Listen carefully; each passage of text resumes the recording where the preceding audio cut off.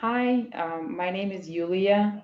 I am a aortic dissection survivor, and it all happened in 2020, crazy year. We all know it with the COVID and everything. It was awful. Um, I was pregnant. I was 37 and 4 days, and that day was in May. That day was very strange. It was normal. Everything was fine. My whole prenatal care up till then was fine as well. They checked everything. My blood was fine. Everything else is great. I had no problems with my health at all. I was working out, well, trying to work out with this big belly. Did some home yoga, and I was feeling great. So I had no pain, no nothing. I felt like I was eating normal. I'm a nutrition major, so I feel like I should know what I eat, even though, you know, third trimester, you eat everything. Um, the day was fine. Everything was great. I didn't know that something was wrong gonna happen. And that day, actually, that night, it was about 4 o'clock in the morning, I think. I was trying to go to sleep prior to that with my husband, and it was really hard for me to fall asleep. It was kind of hot outside, but I'm usually that type of a person who likes it warm, and my husband makes the opposite.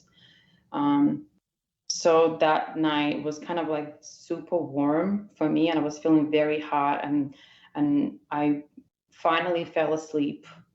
We would turn on the AC on. I finally fell asleep, and I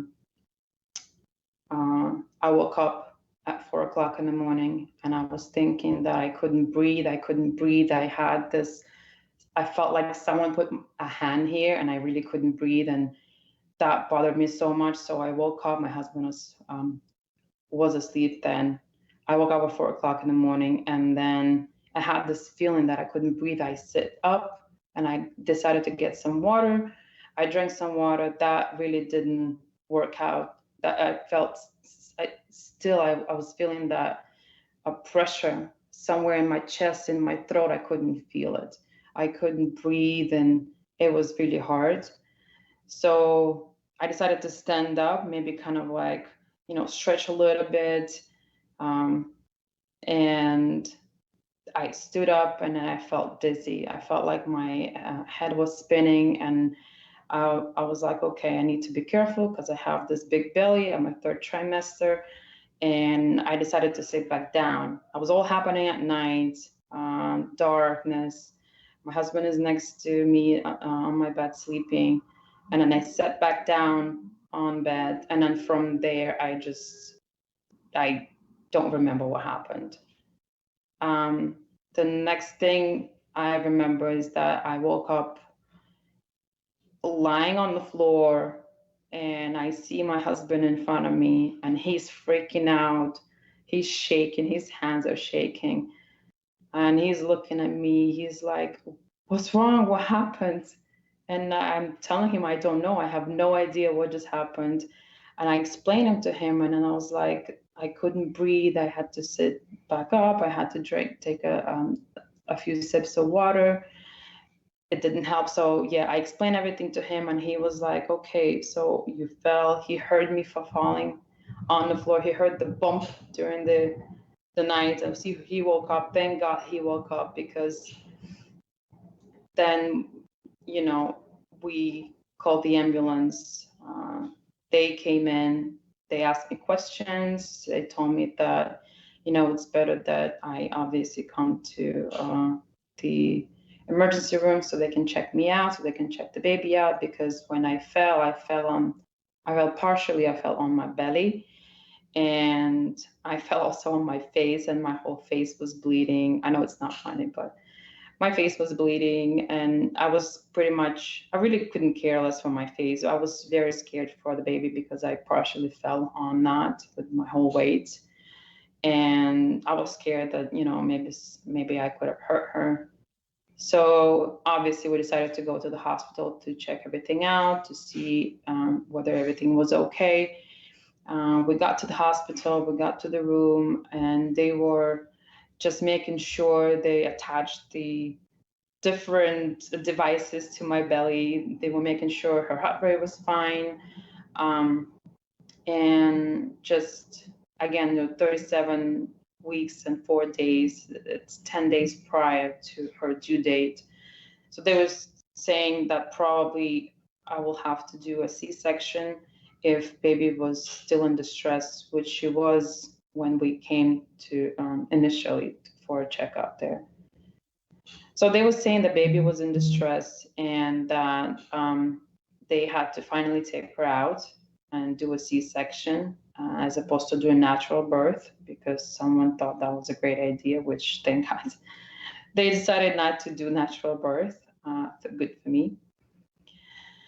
We went to the room. I finally went to this room, to the operation room, and they put me down on that table, attached the epidural, I think it was, and I was calling for my husband because my husband wasn't in that room, and I was not about to give birth to our baby without him in that room present. So I was like, I was not crying, but I was really asking for him to be there. I really needed him to be there. And especially during COVID, I was kind of scared because they will not allow partners in the when you deliver. And yeah, so basically they finally got him in there. I don't know why it took so long, but it did. I think there was a problem with the documentation or something. They messed up my name, so they had to take care of that too. So he came into this room, saw me laying down, so he was there next to me, and they finally took the baby out. She was fine. I heard her crying. I was partially asleep. I don't know, maybe from the drugs, maybe it was something else, maybe it was the fact that my aorta was about to rupture. So I was like partially asleep. I would wake up, I see his face in front of me, and I will have to like go back to sleep, and then I wake up again. I open my eyes and I see a completely different picture. I see this I don't know, either the surgeon or a doctor was in front of my face. And then the next time I open my eyes, I finally see a baby and I heard her cry. And that's when I knew everything was fine. She was fine, and because they were so worried about her. So she cried. Everything was good. I was happy, but then I fell asleep again. I didn't remember half of that day. I saw my husband holding her, so that was great. That was actually nice. I didn't get a chance really to hold her because I was, like I said, I was waking up and going back to out basically. I couldn't stay asleep, not asleep, awake for a long time. But I think that could be drugs. I don't know. It could be drugs. It could be something else. After I delivered, I woke up in a different room and alone. And my husband wasn't there and my baby wasn't there. And I was just there by myself, and somebody decided to come in after a few minutes, and they would ask me questions, everything, if I'm feeling okay, if anything is hurting. And I just kept saying them that I couldn't breathe. Since I got to the hospital, I kept saying that I couldn't breathe. So that feeling from where I woke up and I couldn't fall asleep, and that's when I fainted, I couldn't breathe, that stayed with me this whole time. My chest was kind of hurting too, but my main problem was that I couldn't breathe properly. I don't know, I think they didn't really take me seriously, but I think throughout this whole care, they were taking care of me and the baby. After that, they were asking me a lot of questions, and I remember cardiologists coming in and asking me questions as well about my family history, medical history, and everything like that. And for some reason, I decided to mention my father, and that he died of a pretty young age. He was mid-40s when he passed away, and he died from as we knew only after, that he died from aortic rupture. That's when the doctors actually realized that it could be inherited, that there could be something that I inherited that maybe caused my problems as well, with the breathing difficulty and other problems in like chest pain and everything else. So I think from that point on, they decided to do more tests, and it was a lot of tests. And like I said, I was partially asleep the whole day I was in the hospital. I don't remember a lot. I would wake up and I was in a machine, maybe a CT scan or MRI scanning machine too. I would wake up and I will see a different person in front of me every time. After I think a whole day passed after I was there. I don't remember, because again, it was like very hard to kind of grasp the idea of time, since I was asleep, so part of this. So after all these scans were done, I think the cardio head came in the room, and he talked to me, and he also had done an echo, I believe it was. He'd done that, and then he really didn't know how to approach this. Then he told me that I have this problem, that there was something with my heart, which I really wasn't listening back then, because I only cared for my baby. I really wanted to hold her. I really wanted to see her. I didn't do it since I actually gave birth to her.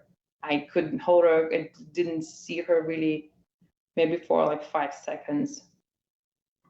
And he was still in front of me here, the cardiologist, I don't remember his name, but the cardiologist is in front of me, standing there doing the echo and telling me that I have problems with my heart. So I really wasn't paying attention to that. I was just thinking about my baby most of the time, and the pain. I was in a lot of pain, and I think because they were planning to do a second surgery that day, they couldn't give me a lot of the painkillers for the C-section scar and everything. So I was really in pain, and I didn't hear him talking at all. But then he did say that there's a possibility that will have to be moved to a different hospital, Mount Sinai Hospital in Harlem, where the cardio team is pretty strong and they could handle me from now on. So before us, actually, me and my husband finally got in the room after I don't even know how many hours I was in that room alone. My husband came in, and they brought my daughter in that in a little bed, don't know what they called. So they brought her in that thing. She was sleeping, so she was nice. Everything was fine. I could see her from a distance, but I couldn't really hold her. They wouldn't give her to me. I was also in pain, so I didn't know if I could really, put anything on my belly then, because everything was hurting. So that's when they were telling us, me and my husband, that we would have to leave our daughter in the hospital, which was in Queens, Elmhurst, and I would have to go to a Mount Sinai in a different hospital, in different borough. They decided that they could give her to me for like, I don't even know, 5 minutes most. I saw my baby for 5 minutes. I hold her for 5 minutes. That's it. 5 minutes.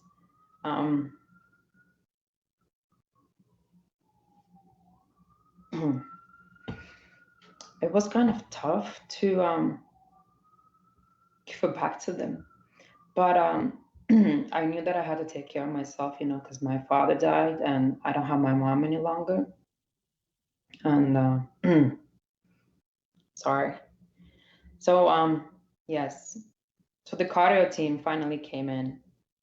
And again, they wouldn't give me a lot of painkillers. I don't know why. There may be some kind of protocol or whatever. And the team came and got me, and my husband didn't even know what to do back then. Either stay with my baby, because my baby had to be in a NICU for a little bit. She had fluid in one of her lung. She was placed in a NICU, and my husband decided to come with me because we weren't really sure whether it would be the last time he would see me, and we didn't know what was going to happen. They did tell me that it was serious, that the aorta was kind of large. I think it was 5.2 centimeters. So yes, so he decided to come with me, and we, on the whole way to Manhattan, it was like a torture. It was awful. I would feel every bump, and the roads here are the worst. I would feel every bump on the road because, again, no painkillers. I can't stress this enough. They would not give me anything. They'd give me like Advils or something after a major surgery. It was awful. The whole drive was awful. I was holding my husband's hand pretty much through the whole way. And when we finally got to the cardiology unit in Mount Sinai, then my memory kind of like went blank. I remember signing a lot of papers. I remember them asking me what valve I would prefer if they were to replace mine, because they were not sure until they would open me up and see if they would need to replace it. So I'll have to sign this documents to choose either that would be a pig valve or a mechanical valve. I would also sign a lot of consent forms. I don't remember. I would sign so many things, and they wouldn't. My husband wasn't there any longer with next to me, so I don't think they even allow him inside because of the COVID and a lot of restrictions that Mount Sinai had, because it was May and it was just like everybody was getting sick and there was no vaccines available back then. It was tough. And I don't remember half of that day. I know I just left my baby in the other hospital. My husband cannot come in there with me and help me out with all these papers, with all the documentation that I needed to sign. It was off. It was off. It was kind of one of my best days in an entire life, because I did give birth to my baby girl, but it was also the worst because I only held her for 5 minutes, and then I knew that, my heart was messed up. After that, after me blanking out that whole day, I don't know, maybe I did that on purpose. I don't remember most of that. I remember only signing papers and talking to doctors, but I don't remember what we talked about and what I signed. Don't remember any of that. Next thing I remember, I wake up, and I think that's the worst feeling that I had. And I've been through a lot in my life, and that was the worst feeling that I had. I woke up and I had this tube down my throat and I couldn't breathe, and I started to panic, and I tried to take it out. Sorry, she's crying again. Okay. So the first thing I remember when I finally wake up from all this is I had this big tube down my throat, and I couldn't breathe because of it.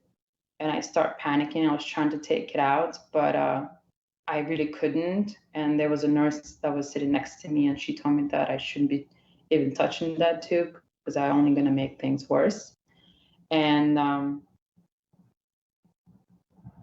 I couldn't stop. I was panicking. I was trying to grab it and then pull it all out, but I think she tried to stop me. And long story short, they finally took it out, and I finally was able to breathe by myself. I know it's after surgery, it's a common thing that they do. I woke up and I'm in the ICU room. I see this doctor coming, and I see actually a bunch of doctors coming. I think everybody that participated in the surgery, 3 doctors, they all came in. And they were telling me about the surgery, that it went pretty well, and they were happy with the results. Everything was fine. They fixed it, and that I'm alive and I get to live, and they caught it in time, actually. And they really can't say whether it's due to the pregnancy, whether this aorta was enlarging throughout my life, or whether it's just happened recently on the third trimester. They don't know. They can't say. But everything was fine, and I woke up and I spoke to the doctors, and then explained me every detail of how they went in, of where they found the dissection, that they had to do a root. They had to do a root replacement, and they kept the valve. They didn't have to change it. They just had to fix it a little bit. They told me that I had a lot of fluid around my heart because I have a bicuspid valve. It's a congenital, and I believe that I got it from my father. There's no way to check that because my father died when I was 19, I think, a while ago.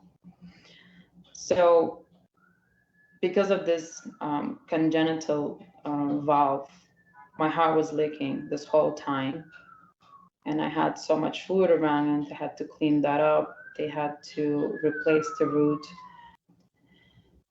So I was told that my heart was leaking because of the congenital disorder that I potentially got from my father, who died when I was young, when I was 19 years old. So there's no way to check that. They ended up fixing the valve. They didn't really have to change it, which is great. And they clear up the liquid around the heart, and they patched up the aorta, all the dissections there, because I think there were several. And as I was told eventually by the doctors, that I had a small rupture, which could be fatal. I had a small rupture, but the blood went straight into the artery that comes out from the aorta. So that kind of saved me some time, a little bit, to get to Mount Sinai so they could fix it. I was in the hospital for a week. It's a regular hospital stay. I really tried to get out there as soon as possible because I know my baby was in a different hospital waiting for me. I did everything I could. I did physical therapy. Every time it hurt like hell. It hurt to get up from that bed, especially when I was in ICU room. It hurt like crazy for me to stand up because I had not only this scar, but I also just had a C-section, which will hurt even more to move the bottom area of the body. So I tried to get up from that bed, and I couldn't use my arms because you really can't use your arms when this is all involved. And it hurt. Everything hurt. Everything was sore. My skull was sore. My chest was sore. My back, I had a very strange back pain, sharp pain that wouldn't just go away, and I kept complaining about it. But they say it's normal. I would get up, I would cry, but I would do whatever the physical therapist tell me to do. I would do anything to feel better, to get better as soon as possible so I can get out of there. I've never been to hospitals in my entire life. I was always healthy.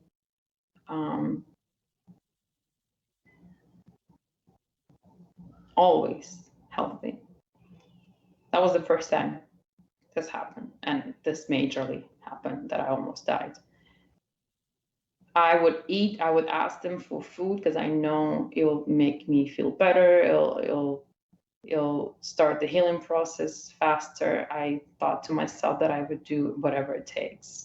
I would do anything. Besides all of this healing, and my body's sore like crazy. I don't know how detailed you want me on that, but after the pregnancy, obviously I would start lactating, and this area was sore. Everything was sore, and the milk would start to show, but I didn't know what to do with it. So they had to invite a lactation specialist to help me out through all of that, because most of this area was patched up. The scar was patched up. I had tubes going through my belly. I had 3 tubes coming out, and I had this whole patch over here, and it was awful. They brought me a pumping machine so that I could try and pump milk for her, which it was not natural, and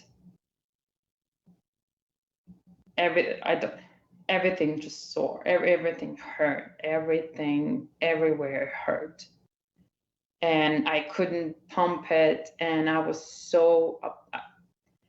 not even upset. I was mostly stressed out, and I was starting feeling depressed because I couldn't do what a mom that just gave birth to a baby should do, and that is feed her baby with milk, and I couldn't do that. And it was kind of a sorry. It was tough not being able to do that, and not being able to give her the milk and all the health benefits that come with it, which I believe in that, obviously. I didn't want to just have her drinking formula from the very beginning to the very end. But I had to do it because then the milk will, I think it's called stagnate, or, and then if it dries out, eventually I won't be able to feed her ever. So I had to do whatever it takes, whatever it took to start pumping, thinking about her, doing the whole hormonal thing. And that's when they let my husband in. The first time they let my husband in the room, even with the COVID and everything. They made an exception for him. He came in to my room, and he was helping me doing that. He was helping through the whole pumping thing. Even if I pumped a little bit, the nurses were super helpful. They will keep whatever I had in the fridge. I know it's a completely different story, but it just adds up. Everything was adding up. Me sore everywhere, all over my body, and still start pumping milk at the same time. It was just so much, and it was a lot of pressure. It was a lot of pressure, not just physically, but also emotionally for me, because I was feeling like I was failing her a little bit, not being there, one thing, but also not being able to, feed her eventually. Not just now. Of course, I can't feed her now because I'm in a different hospital completely. But eventually, when I get home, I want to make sure that I can feed her then.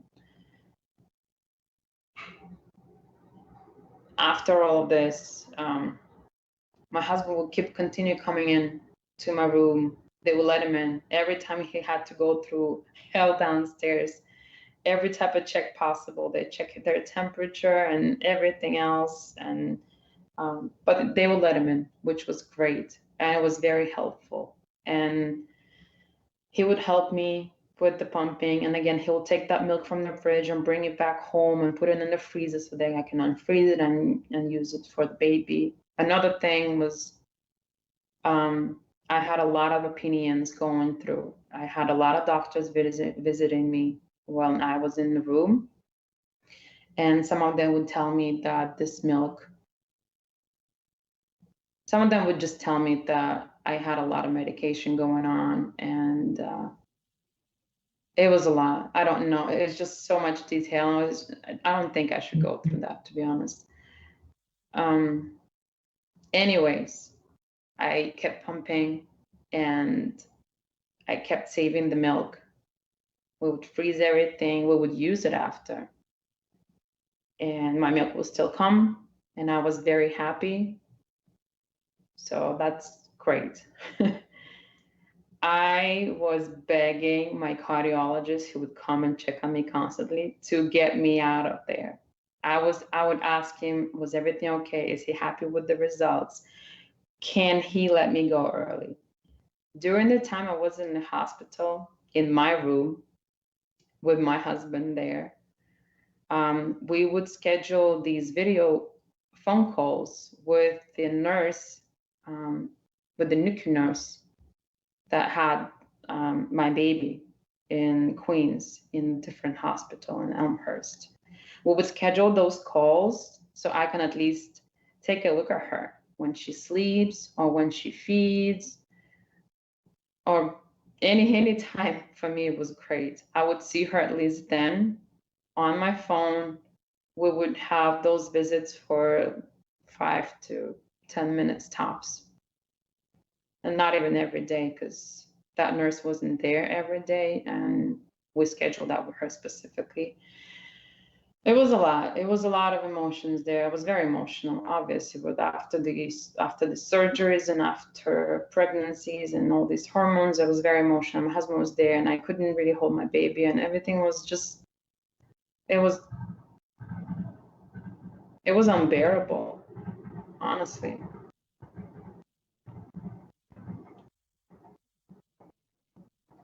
So those visits at least was something that was, kept up my spirits a little bit, and I really wanted to get out of there. So I was begging my cardiologist to get me out. He was checking everything was fine, and he was promising me that I would leave after 7 days. After 7 days was the same day when baby Olivia, that's my daughter, Olivia, would be discharged as well. We were discharged on the same day. My husband first came to get me and help me out with everything, obviously, because I really couldn't walk a lot. And then after he'll get me, we will both go down to Queens to a different hospital and come and pick her up. That's when we finally got her, and I finally got to hold her for more than 5 minutes. After a whole week of giving birth, I got to hold her like a real mom. That was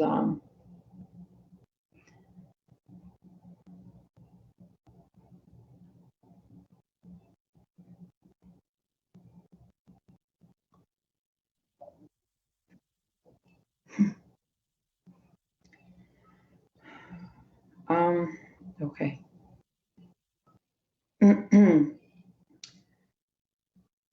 After all this, my cardiologist knew that there has to be an underlying problem to my aortic dissection.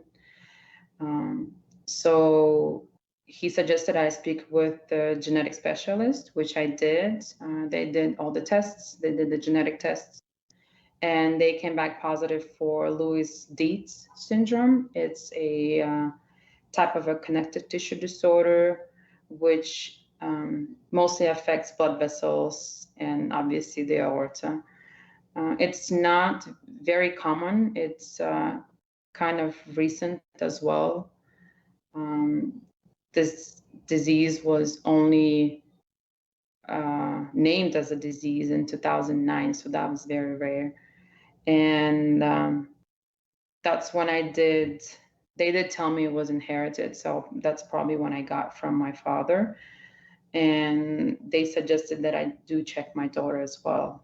That's when we had this kit sent out to us, when you swab the cheek and send it all the results out. Unfortunately, the results came back in, and she has the same thing. She got it from me. She has Lewis-Dietz syndrome. It's a type 3. There are different types, meaning that now we have to get her a cardiologist. We're seeing cardiologist since she's 1 year old. So only this year we start seeing cardiologist. So far she's okay, but now she has to be constantly on beta blockers, which I'm taking as well, and monitoring her throughout her life and get her scans done and MRIs and whatnot when she is approximately 10 years old. So that's another thing. And I really want to spread some awareness for Lewis-Dietz syndrome because it's not very well known and it's very recent. After a few months after a few months of my surgeries, my multiple surgeries, they did several scans. They did a lot of MRIs, and CT scans and whatnot, and they found that I had almost a centimeter wide, large aneurysm in my brain that had to be taken care of ASAP. So they did an angiogram to just check the location and everything, and then they had to place a stent. A few months after the first surgery, they had to do another procedure for stent placement in my brain. So with this Lewis-Dietz syndrome, I have to watch out for aneurysms and dissections, which I have plenty, specifically in my neck, and also other different not so pleasant symptoms that this Lewis-Dietz has to offer, unfortunately. I just want to say that it's very good to know your family history, and as soon as my baby is old enough, I would teach her everything that I can, and I would teach her environment, her school teachers and kindergarten teachers even, and everyone else around her, that what she has is serious and it can turn into something nasty of what her mother had, unfortunately. But at least now we know that she has it. Now we can watch out. Now we can monitor. Now we can prevent from something like that happened to me. And I think that's it.